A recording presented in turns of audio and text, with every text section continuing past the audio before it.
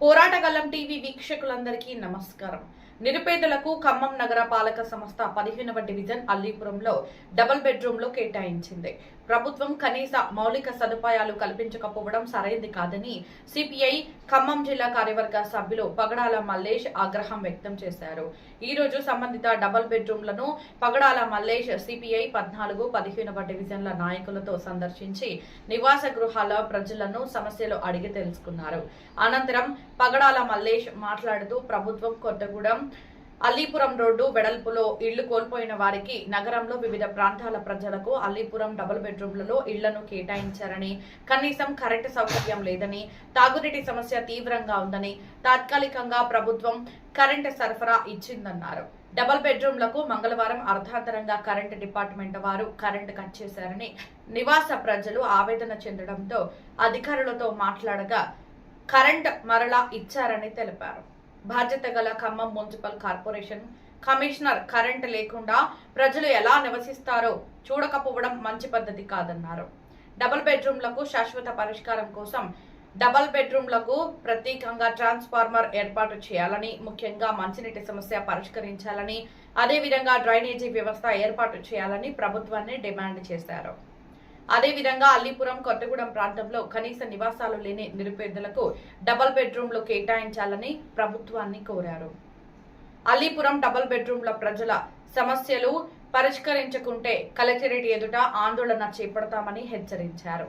ఈ కార్యక్రమంలో సిపిఐ నాయకులు రావూరి సౌందయ్య, జొన్నలగడ్డ వెంకటేశ్వర్లు, ముద్రబోయిన అప్పారావు, మాకబోయిన నాగేశ్వరరావు, రాపోలు, కొండలు, ప్రధానపు ప్రసాద్, డబుల్ బెడ్రూమ్ల నివాస ప్రజలు వీరబాబు, భూమా వెంకటి, వట్టికొండ లక్ష్మి, జంగాల బాబు, టి నాగేశ్వరరావు, షేక్ షహీనా బేగం తదితరులు పాల్గొన్నారు.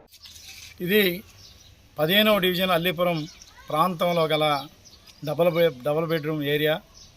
ఈ డబుల్ బెడ్రూమ్లు గత ప్రభుత్వంలో ఏర్పాటు చేయబడి తర్వాత ఇప్పుడు వచ్చినటువంటి ప్రభుత్వం దీన్ని మరామతులు చేసి ఏదైతే ఖమ్మం నగరంలో కొంతమంది రోడ్డు వెడల్పులో భాగంగా ఇల్లు కోల్పోయినటువంటి వాళ్ళకి కొంతమందికి, అదేవిధంగా ఈ అల్లీపురం కొత్తగూడెం ప్రాంతంలో రోడ్డు వెడల్పులో భాగంగా పోయినటువంటి వాళ్ళకి కొంతమందికి, అదేవిధంగా శ్రీనివాస్ నగర్లో కొన్ని ఏరియాలలో పోయినటువంటి ఇళ్లకు పోయినటువంటి వారిని ఎంపిక చేసి ఇక్కడ డబుల్ బెడ్రూమ్ ఇవ్వడం జరిగింది.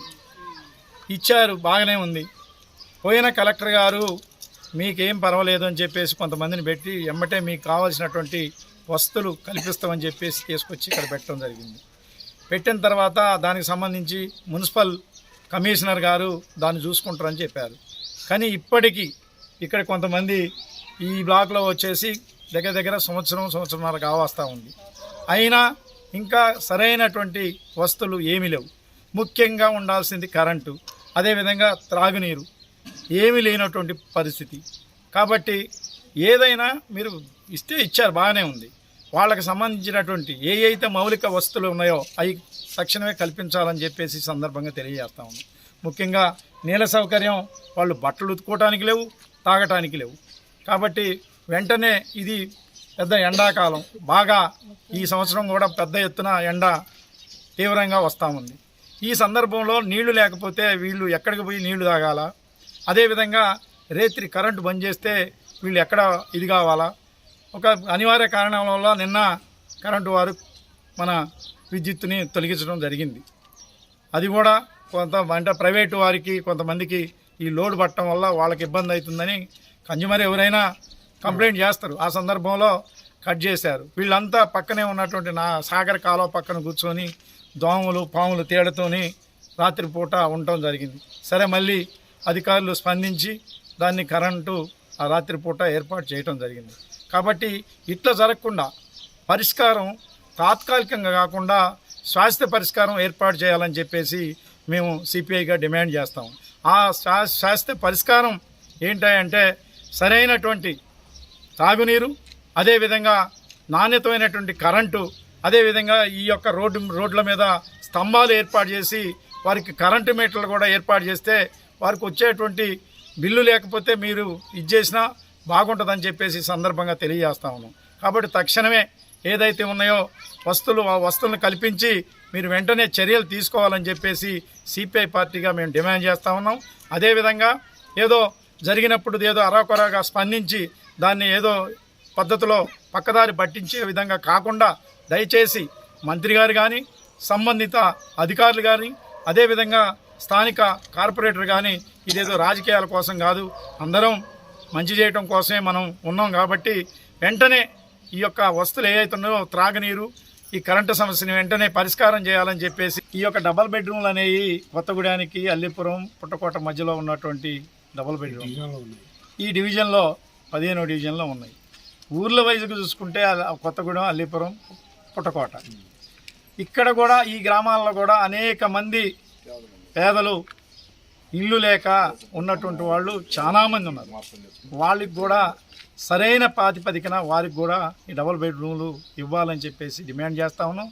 ఎంక్వైరీ చేసి నిరుపేదలు ఎవరైతే ఉన్నారో నిజంగా ఇల్లు కోల్పోయినటువంటి వాళ్ళు అదేవిధంగా నిరుపేదలు ఉన్నటువంటి వాళ్ళకి తక్షణమే డబుల్ బెడ్రూమ్లు కూడా ఇవ్వాల్సిందిగా కోరుతా ఉన్నాం.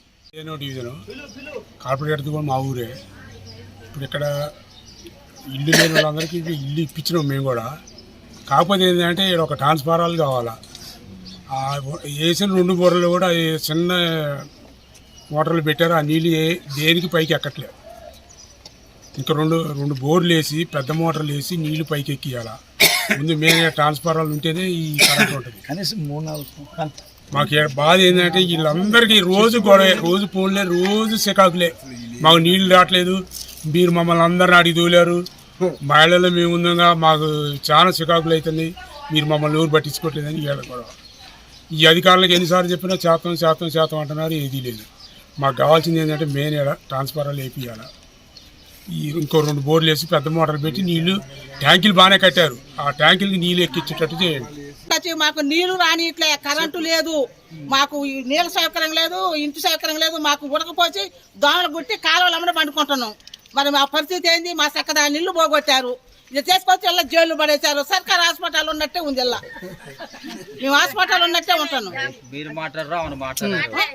మరి మా పరిస్థితి ఏంది? మా ఆయన చూడు అసలు ముసలోడు లేకుండా అవుతుండు. మరి ఆ ముసలోడు పరిస్థితి ఏంది? కరెంట్ లేకపోతే ఉండమంటారా, పొమ్మంటారా, లేకపోతే పోయి అక్కడ మొత్తుకోమంటారా? ఏదైనా ఒకటి మాకు కావాలి, మాకు సౌకర్యం కావాలి. 11 గంటలకు వచ్చింది రాత్రి, చచ్చిపోయినాం మేము ఉడకపోసి. నీళ్ళు లేవు, కరెంట్ లేదు, పొద్దాగా కూర్చోవాలి కరెంట్ లేకుంటే. మేము పెట్టంలే వస్తాంలే అంటాం. కరెంట్ కావాలా, నీళ్ళు కావాలా, అన్ని సౌకర్యం కావాలి. అయ్యా వచ్చి సంవత్సరం 2వ సంవత్సరం కరెంటు లేదయ్యా, మేము బాధపడుతున్నాం. రాత్రి 10-11 ఇంటికి వచ్చింది, మా బాధ మేము బాధపడుతున్నాం. 10 రోజులు ఇబ్బందులు ఇక్కడికి వచ్చిన కానీ మొదలుకుంటే మేము ఇన్ని రోజులు ఉన్నంత వరకు కూడా ఇబ్బంది. సంవత్సరం 2వ సంవత్సరం ఇప్పుడు అయ్యా సవలత లేదు, మాకు అన్ని సవలతలు లేవు. లేరండి, ఆ లెట్రూమ్ బ్లాక్ అయి పట్టించుకోవట్లేదు ఎవరు. దోమలు వస్తాయి, లెట్రూమ్ మొత్తం నిండిపోయిందండి, నిండిపోయి దోమలు వస్తున్నాయి. ఎన్ని రోజులు డోర్ వేసుకుని ఉండాలా? ఇంట్లో అన్ని దోమలు వచ్చి అసలు చికాకు స్మెల్తో తట్టుకోలేకపోతున్నాం, ఇంట్లో ఉండలేకపోతున్నాం. ఆ పైన వాళ్ళు పైనుంచి బ్లాక్ కింద నిండిపోయింది లెట్రూమ్. ఇట్లానే చెప్పినా కూడా ఎవరు పట్టించుకోవట్లేదు. ఆ ఇంట్లో అసలు ఉండాలనే భయం అవుతుంది మాకు. ఆ ఇకలాంగుల అమ్మాయిని వేసుకుని ఉంటున్నాం. హార్ట్ పేషెంట్ ఆ అమ్మాయి, తల్లిదండ్రులు లేరు అమ్మాయికి. మాకు ఆ ఇంట్లో ఉండాలంటే ఎంత భయంకరంగా ఉందో. ఆ స్మెల్కి మేము తట్టుకోలేకపోతున్నాం. కరెంటు కూడా లేదు, కరెంటు 11 వచ్చింది. నా పేరు భూమా వెంకటేశ్వరరావు. వినాయక్ గారు వచ్చిండు, తుమ్మలాసరి గారు కొడుకు. నేను 15 రోజులలో పెట్టిస్తున్న కరెంట్ అన్నాడు. 3 నెలలు అయింది, ఇంతవరకు అడ్రస్ లేడు. సైద్ బాబు గారిని అడిగితే నేను కరెంటులో ఫోన్ చేసినా, వాళ్ళకి ఫోన్ చేసినా వస్తుంది అంటాడు, అది లేదు. ఇది ఉన్న సమస్యలో నీళ్ళు కరెంటు మాకు కావాలి. మా రోడ్ల కింద ఇల్లు మొత్తం బాధించుకొని వచ్చి కుంటలు పెట్టి తెచ్చుకొచ్చాడు. అడగలేదు, కరెంట్ లేదు. ఆ మీటర్ ఆడుంది, అన్నీ ఉండే ఆడ చక్కదాని ఇల్లు బాధించుకొని తెచ్చుకొచ్చాడు దిగారు.